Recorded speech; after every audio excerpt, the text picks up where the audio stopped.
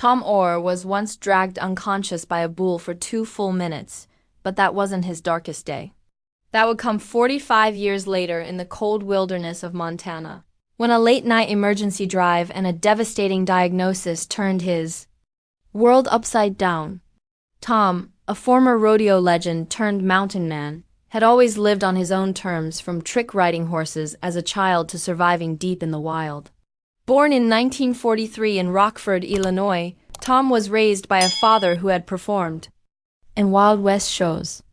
While other kids rode bikes, Tom stood on galloping horses. He dropped out of school at 15, hitchhiking to rodeos with only his bull rope and grit. By the 1960s, he was a top rodeo rider, placing in the finals year after year, riding 5 animals a night, often while injured.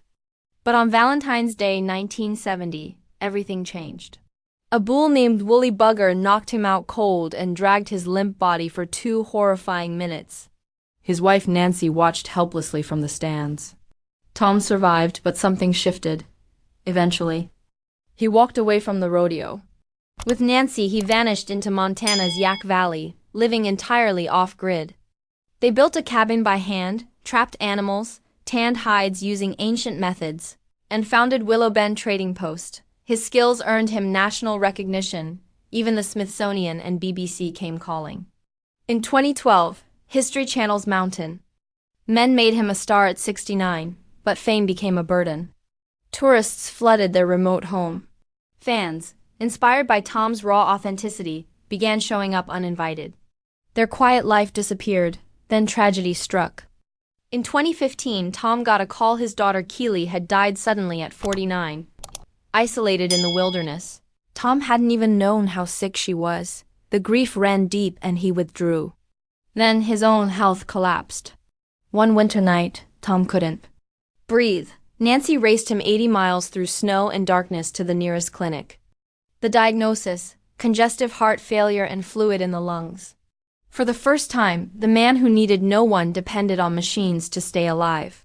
He wore a defibrillator vest, heavy wired, and life-saving dot as Tom fought to keep going. False obituaries began to surface. In 2020 and again in 2024, viral hoaxes declared him dead. Each time, thousands mourned online.